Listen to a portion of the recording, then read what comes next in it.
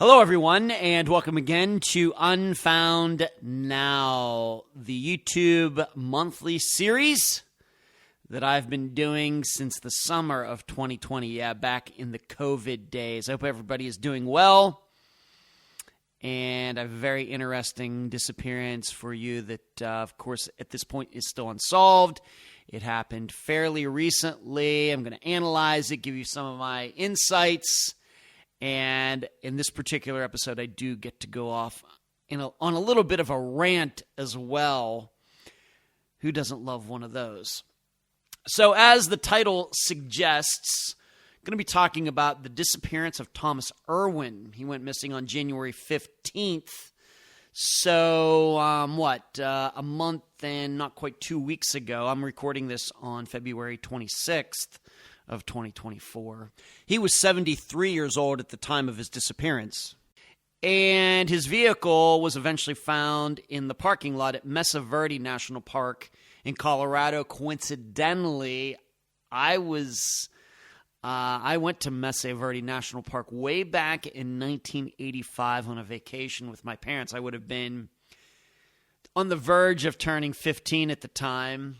And so I remember it well. They have those, I don't know if they call them cliff dwellings or something. Many, many pictures have been taken of Mesa Verde National Park. But on that same trip, we went to the Air Force Academy. We went to Durango. We went to Silverton. It was a really good trip way back in the mid-1980s. So I'm familiar with this national park.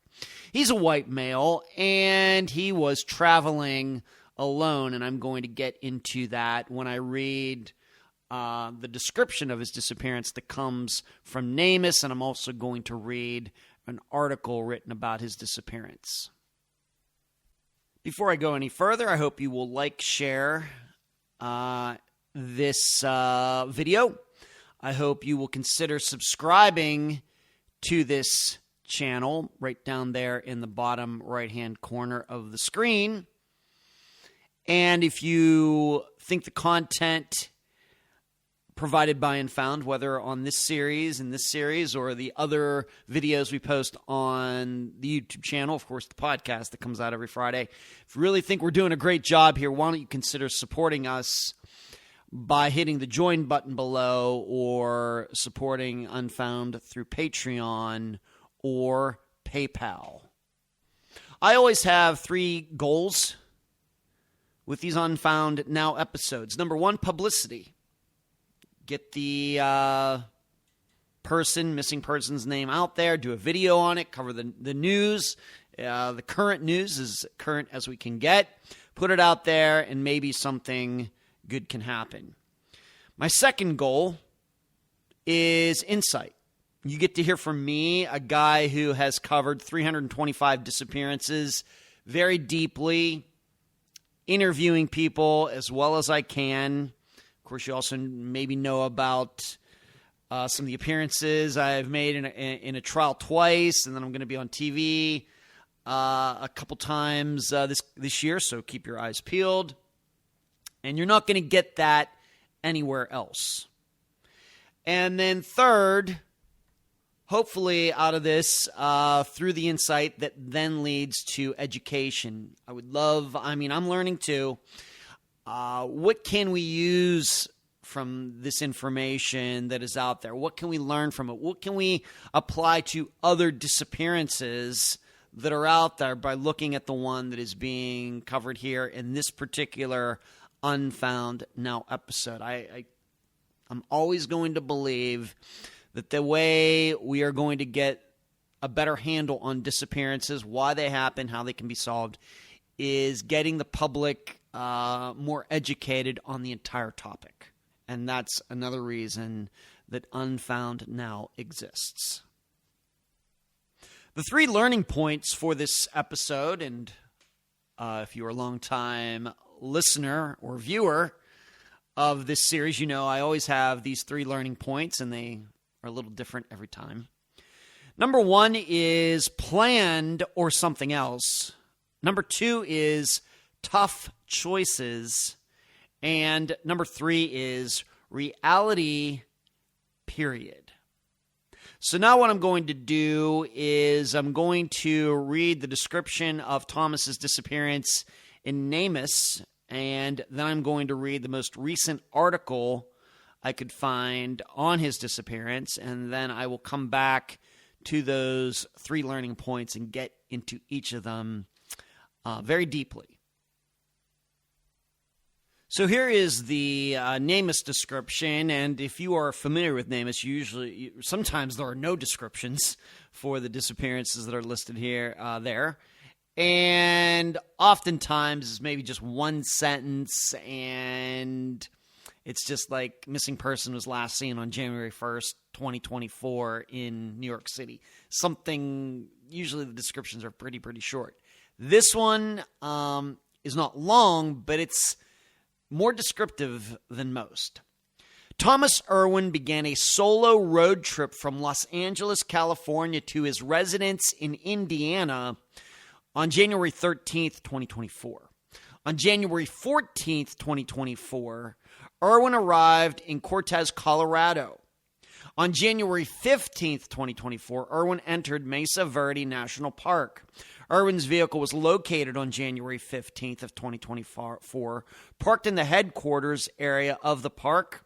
A subsequent investigation believes that Irwin hiked the Petroglyph Point Trail in Mesa Verde National Park on January 15th, 2024. So that is the description. So seemingly, allegedly, he's going on this trip from LA to somewhere in Indiana.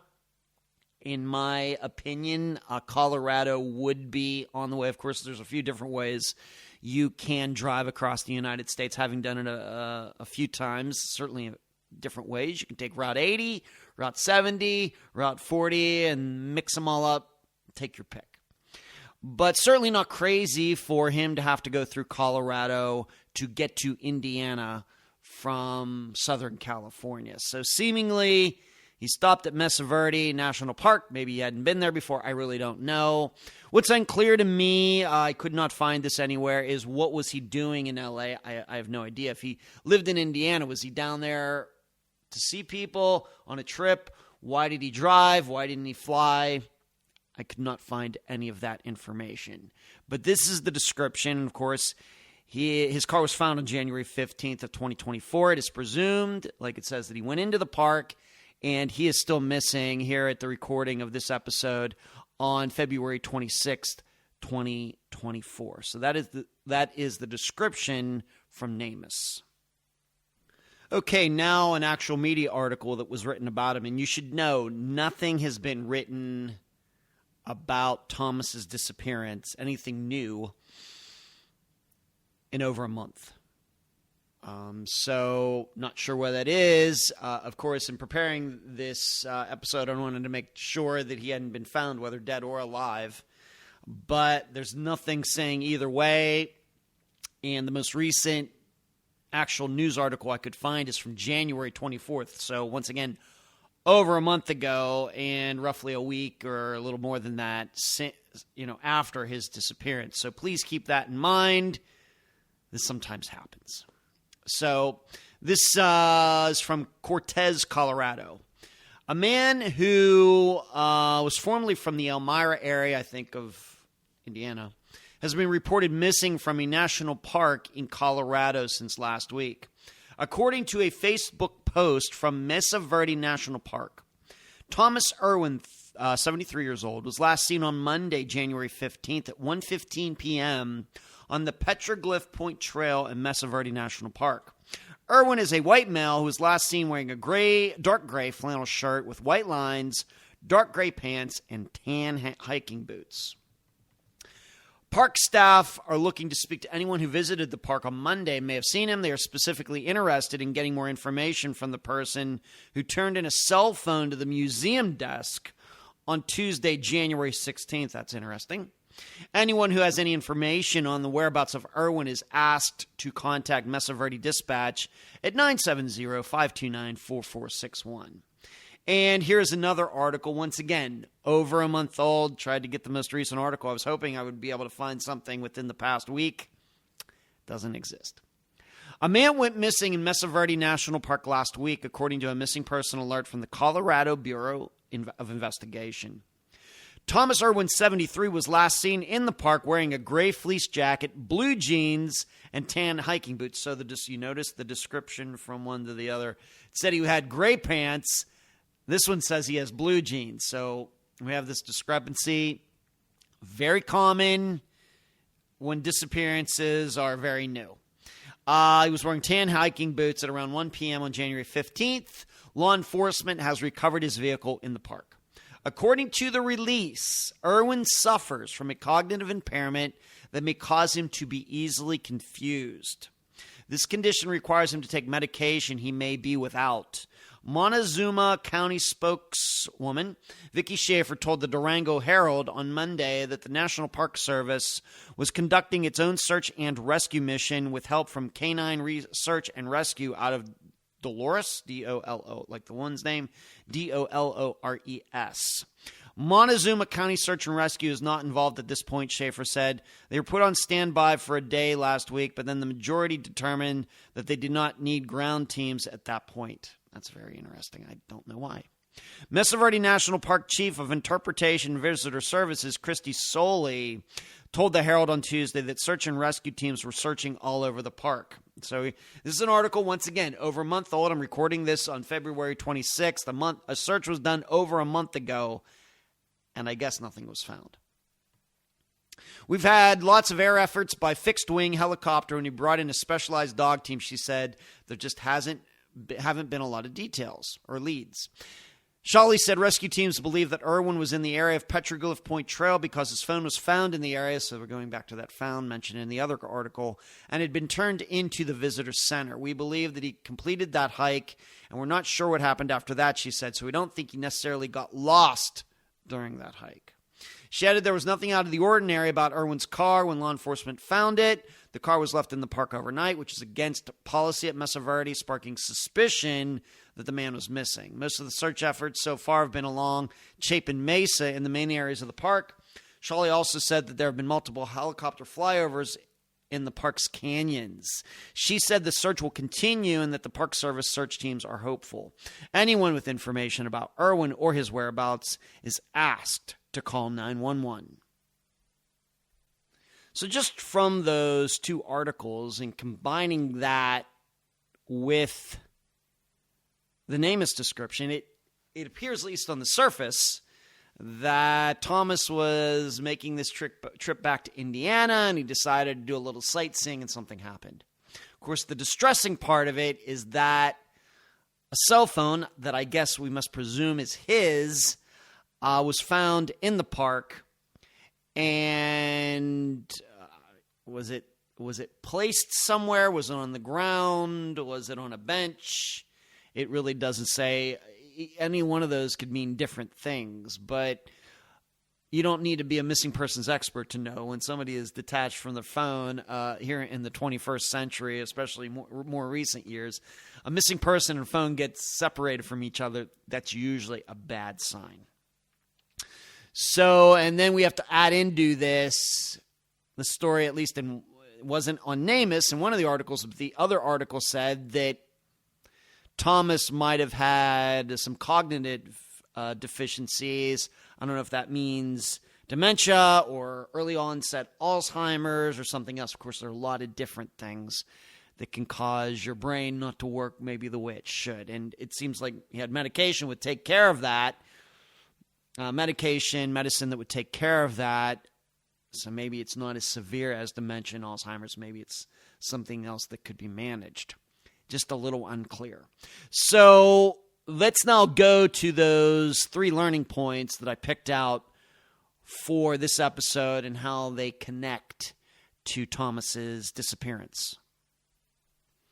So we come to this first learning point, planned or something else.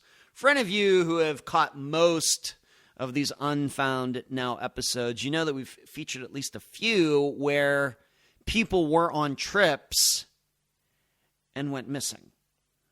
And I know for me, I'm always left with the idea that this person know he or she was going to go missing on this trip. Was this something that was planned, was it not planned? And a couple of those are Caitlin Rowe's case. This is a woman who was in Louisiana, was allegedly going to Colorado coincidentally for a new job, and something happened. Her car was found wrecked in Oklahoma. And then just very recently, I think within the last maybe 6 months, her remains were found not far from her car. And there's nothing that I've seen to believe there was any foul play, but we have to start thinking, okay, she was planning to go to Colorado. What exactly happened? Because her car wasn't like she wrecked her car on the highway on the road there. It was like off the route somewhere. We also had Jordan Simeon, who was moving from somewhere in the upper Midwest. Was it Minnesota, North Dakota, somewhere in there, Wisconsin? And coincidentally, he was moving to Louisiana, where Caitlin Rowe's case was going from. And he got to Arkansas. His car was eventually found on the side of the road. And he was then found not too far from there, deceased. No allegations of foul play in any way. In fact, his car was in perfect running order. It seemed like he just pulled over to the side of there. There wasn't maybe something wrong. Did he call a tow truck? There was also that part of it. But he went missing. He was eventually found deceased. Once again, like Caitlin, not far. He was found not far from his car. And to my knowledge, there's no investigation into whether he was murdered. So what is going on here?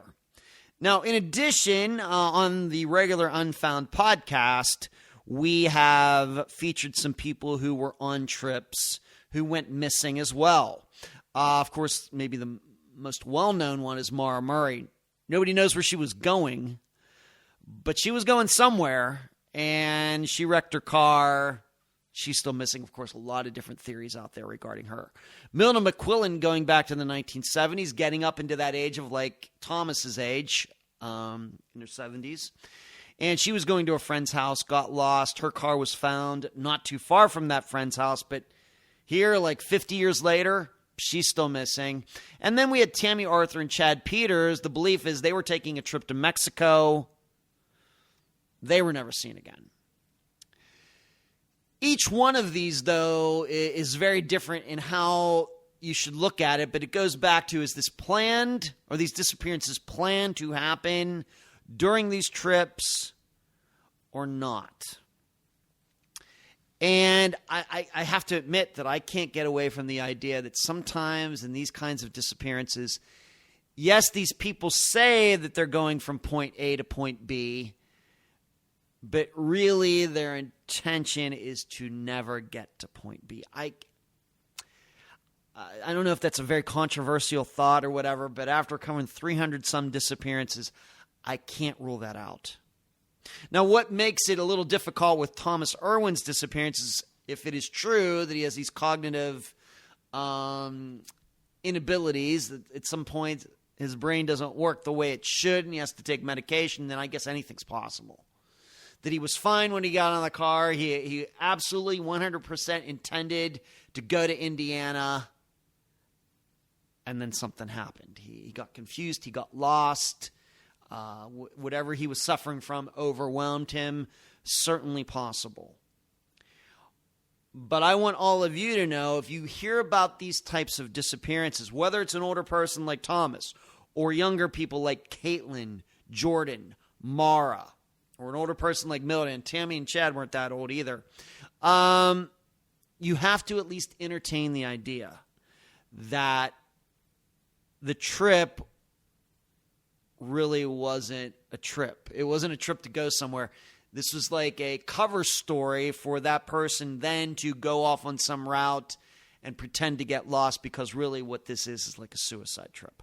I'm not saying that happened with Thomas Irwin, but you at least have to consider it when looking at this type of disappearance. And I can tell you that I've really thought a lot about this, and we're going to get into the section when it comes to tough choices, even when it comes to not just people in cars, but people in planes, private planes, whether little Cessna 172s or whatever, little one propeller planes that can only hold like two people, and they go up and they come down, but they come down crashing and they get killed. And I start to wonder, were these people really intending to fly around and have a great time and actually land the way you're supposed to land, or was something else going through their minds?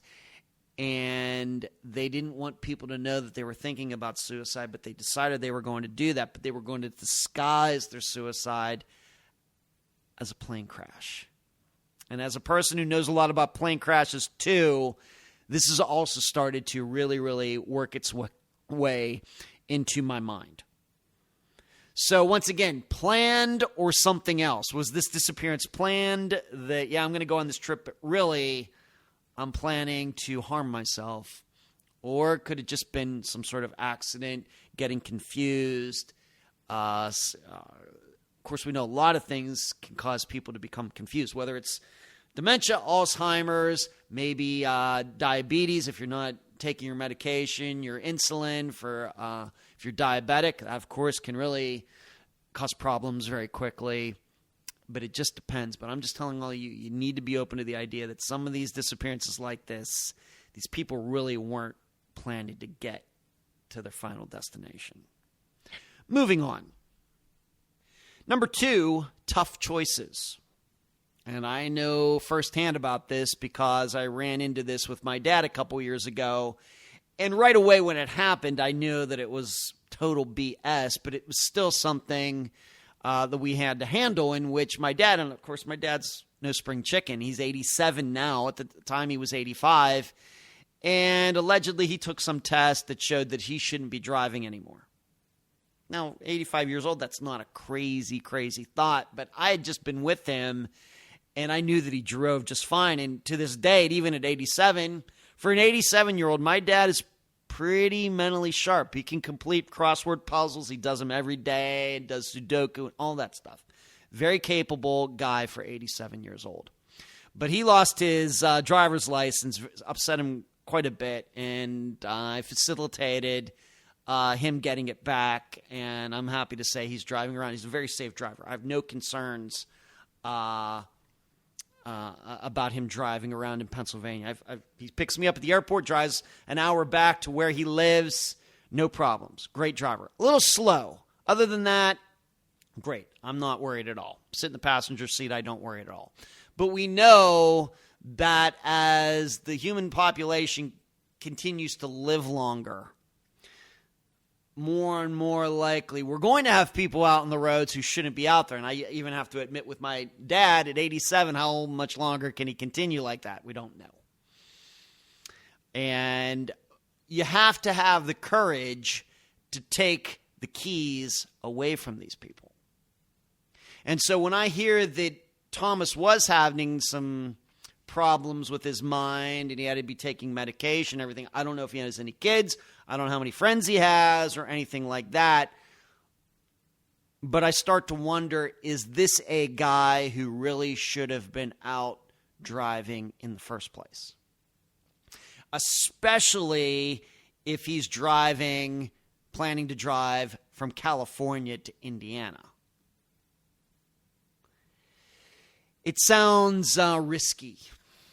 It sounds risky. I don't know anything about his medical history. I don't know anything more about Thomas Irwin than what I have read in these articles. But I read that, and I start thinking, this sounds like a guy maybe who should not have been driving anymore. But these are tough choices. I know 2 years ago, even though I knew he could drive, but he didn't have a license, I knew I had to take the keys away from my dad. That was not a pleasant day. It was not pleasant at all. And nobody was happier for him to get his keys back than I was, trust me, when he did earn his license back. And everything's fine now. It's been great. But you have to have the courage as a friend, as a child, or maybe a spouse of one of these types of people, to take the keys away. And even if they're taking medication, we know that can't be guaranteed. All it takes is once. And we did have a disappearance that we covered on Unfound a few years ago with David Hardy Jr., who was an older gentleman. And he was certainly suffering from Alzheimer's, and his family would not take the keys away. They were afraid of what might happen, that he would get angry and all of this stuff. And so they just continued to allow him to drive, even though even before he went missing, he had gotten lost before and they had to be called to come get him. And still, they were allowing him to drive around. And guess what? That's what led to his disappearance, that he got lost. Somebody called, hey, your dad's here. One of his sons went to get him, and David was supposed to follow his son home. The son went one direction, David went the other, couldn't track him down. His car was eventually found in like some little suburb or subdivision or something along these woods. David has never been seen again. I forget what year that happened, but it's been a while now. So we have a lot of people, I think, as our population grows older, a lot of younger people, my age, Gen Xers, are going to be having to talk to our baby boomer parents, if not older. Of course, my dad was born in the 30s, and going to have that conversation, and you have to have the courage to have that conversation, even if the person has never gotten lost or anything. But I would even know for myself, if I find out that my dad needs to take medication to like remember where he is and everything, then I think it's time. I think it would then be time to take his keys away. Luckily, I'm not there with my dad yet, and we may never get there. I'm hoping we never get there. But some other disappearances, maybe along these lines. Mary Cox was an older woman who went missing. Wasn't driving, but she was walking. Might have gotten picked up. I'm not inclined to believe that. I think that she just walked off and couldn't find her way home. Milda McQuillan, I just mentioned her, going back to the 1970s. She had, on that trip, and when she disappeared, she actually had to stop, even though I think she had driven to this location before, she had to stop and ask somebody how to get there, which is a huge, I wouldn't say red flag, but yellow flag to me. And she was almost to her destination. I think she was only a couple miles away. Allegedly, she never made it there. And then also Barbara McCrae, another older woman, not in a car, but walking. And I think there's every reason to believe that I think she got lost and couldn't return home and got lost in the woods somewhere around where she lived. So as our population gets older, this is going to happen more and more. This kind of disappearance. If you young people out there who have parents that are getting to that age, if you don't have the courage to do this, you open yourselves up to the possibility of one of your or both of your parents going missing, and you have to try to find them. And there's no guarantee that you will find them. It very well could be that they don't know where they're going, could run off the road into a lake, and that car might not be found for 50 years, as we hear so much on the news. So this is a tough choice. This is one of the things that comes to mind looking at Thomas's disappearance. He's driving across the United States. Not old. I mean, I have, well, let's just put it this way. I have 3 siblings who are close to that age, and they're all very, very sharp. So you don't want to think about a 73-year-old who's having cognitive disabilities, but it seems like Thomas was. And it very well could be what led to his disappearance. So let's now move on to learning point number 3. And now the third learning point, number 3, is reality, period. To many of you, what I'm about to say, this will not be a new rant. It's something that I've discussed many times before, although I don't know if I've done it recently. Usually, when I talk about this topic, it is on the Unfound Live Show on YouTube, which plays every Monday night at 9 p.m. Eastern. But I think it's been a while. I think a lot of people, unfortunately, when they hear about someone, doesn't matter who it is, an older guy, a younger woman, a child, whoever. Unfortunately, within like maybe the last 15 years, I think the public has been conditioned to think that there are serial killers at work in our national parks in the United States. Now, I am not going to sit here and say that a murder has never occurred in a national park in the United States. In fact, I know that to be true. But to say that, to market the idea that the reason so many people go missing in our national parks is because of killers, there are just no facts to back any of that up. A lot of people, I'll just pick out one name because he's written a book on the topic, and I think for this reason, this is the number one reason this guy is even known. His name is David Paulides, who's done a lot of writing about this topic, but never any names, no bodies, no murder weapons, no crime scenes, nothing. Just simply looking at, well, look at all these people that go in and go missing in our national parks. There must be something of a foul play nature going on. There's no proof of that. Now, what I would say regarding this is that the reason that we do have so many people, being that I'm in the disappearance business, he is not. I am. And I think at Unfound, we deal nothing but with reality. My insight into why people go missing in our national parks is because the national parks pretty much are some of the most dangerous places within the boundaries of the United States. The reason they're natural parks is because they have unique geographic qualities that we in the United States have decided are worth saving. We don't want hotels and casinos and everything else to get built there and everything to get messed up.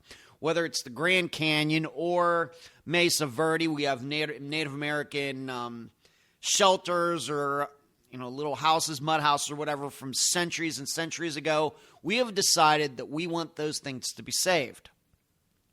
And thus, that's why they're national parks. That's why the federal government manages them. That's why they're not in private hands. On and on and on. But a lot of it just has to do with a lot of natural formations, mountains, etc. You look at these national parks, just because there's no development going on in them, nature just kind of takes its course. So you do have all sorts of forests and untamed rivers and all sorts of things. You can go and hike in there and everything, but as you heard here at Mesa Verde, you're not even allowed to park overnight in that national park. That's how much they protect it. So then we should not be surprised when people go into these parks and get lost or something bad happens to them. Why? Because as our civilization goes from the 1800s into the 1900s into the 2000s, our population is becoming more urbanized. A lot fewer people have experience living out in nature or on a farm or out in the middle of nowhere. Than that was much more common, of course, going way back, 1600s, 1700s, in contrast to now.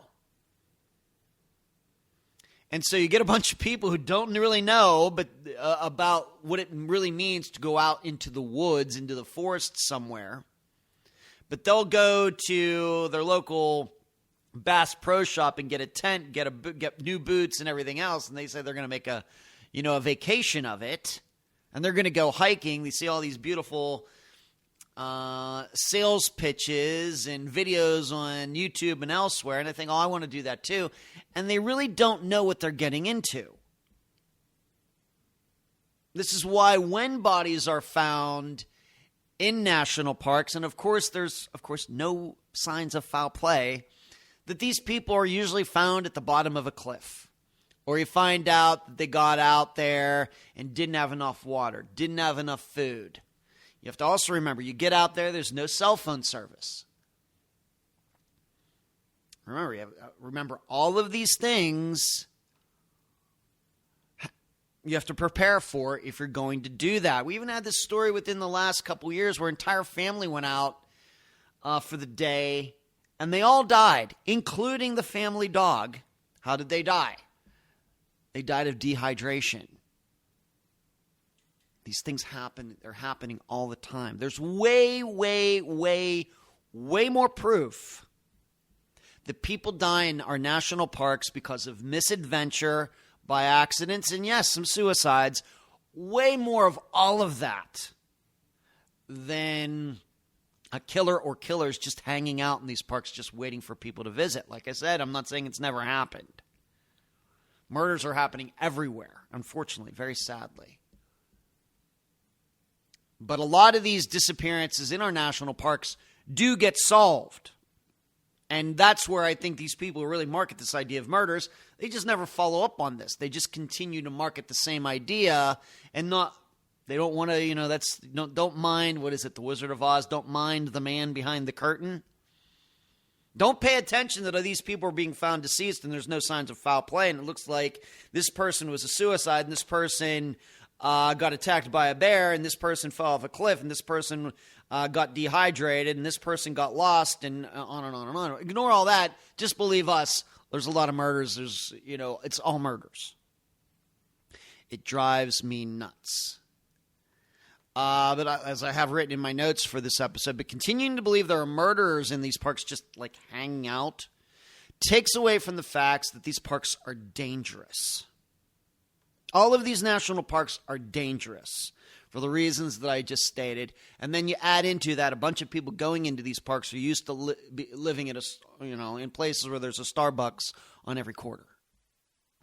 Yeah, a Starbucks on every corner.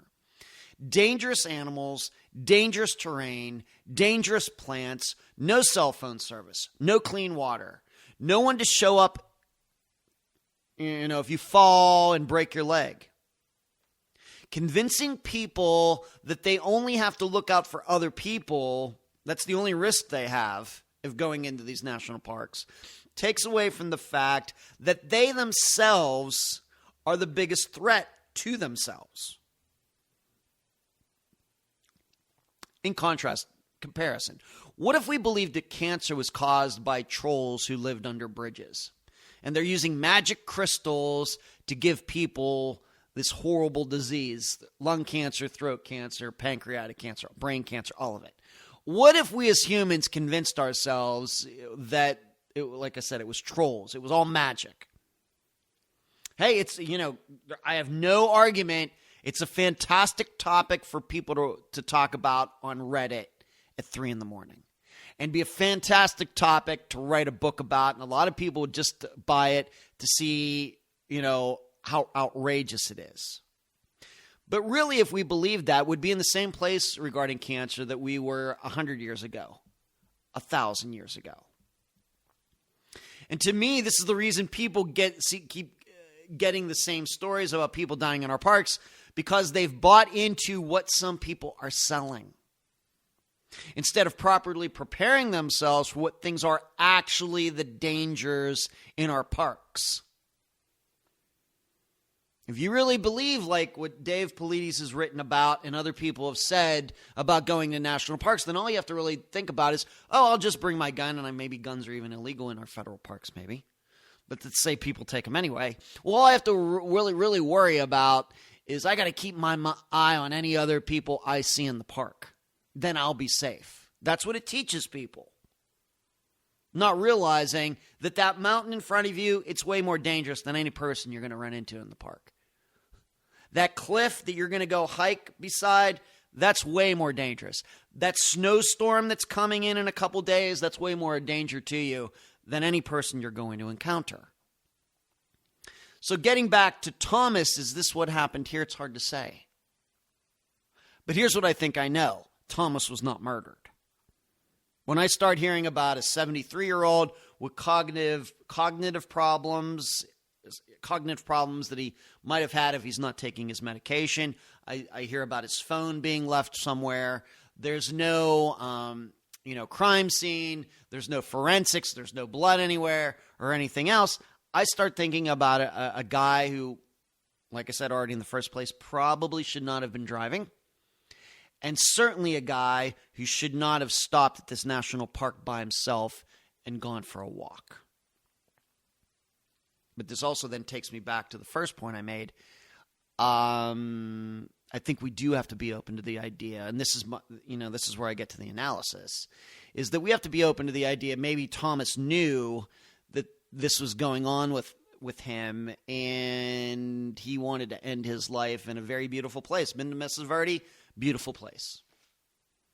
And maybe he decided, I don't want to, I have quite a few years in front of me, and I know that I'm losing my cognitive abilities. I'm forgetting my name. I'm forgetting people's names. I'm forgetting where I'm going and everything, and I don't want to live like that. And there are people who are ending their lives due to those situations all the time. It's very sad, and I hope, probably genetically, I'm probably going to have my mind until the bitter end. Probably if my genetics, if the people who've come before me in my genetic line are any indication. But there are some people, of course, we know about President Reagan, who suffered from that for 10 years before he died. We know about Bruce Willis very recently. Very sad what has gone on with him and many, many, many people. But some people, when they find out about that, they just don't want to be here anymore. So is that a possibility? I think we have to be open to that. That is much more likely, even though I don't know anything about Thomas, that's more likely than Thomas being murdered. So that's my analysis. I have to believe it just doesn't seem possible that Thomas is still alive. Not over a month later, not there, not in Colorado, not in the winter. The tough part, as we've learned with some of Unfound's disappearances, if he did die in the park, the animals probably have already gotten to him. Of course, animals, in these national parks, they can do just about anything they want. They're not controlled really in any way. But I would also say that probably he died no more than a mile from his car. That's what our statistics tell us from Unfound. And if there were searches done, very well could be that searchers went right by his remains and didn't even see them. That happens a lot as well. So if Thomas's family and friends are listening to this, this is what I think you should be thinking about. If you're going to go out there and search, limit your search to a mile in any direction from his car. Of course, going in the direction where his phone is found would probably be first choice. But don't start thinking that he went like 2 miles or 4 miles and 10 miles. Just a mile radius from where his car is plenty. Anything outside of that, the odds of really finding anything connected to him is just about almost impossible. But also keep in mind at this point, if animals got to him, I don't here to be morbid, but we do reality here. Like I said, number 3, reality period, is that by this time the animals would have got to him and he might be in a few different pieces. So you shouldn't be looking for, I don't know how tall he was. It says you shouldn't be looking for a body that's 6 feet long. You should be looking for something else. So that is the disappearance of Thomas Irwin. Very sad. But I really believe, given what I've said, this type of disappearance is going to become more and more common. As I go from 53 to 54 to 55 to 60, hopefully I get to 70 and 80. This type of disappearance with people with brain problems going missing as our population continues to age, more and more common. That's why we got to get a handle on it. Got to have tough conversations with these people about their driving and whether they can be alone so we can keep this to a minimum. So I thank you for listening to this episode. Please give this video a thumbs up. Please subscribe to this channel. Consider hitting the join button below or going to Patreon or PayPal and supporting the content here. And I will talk to all of you next month.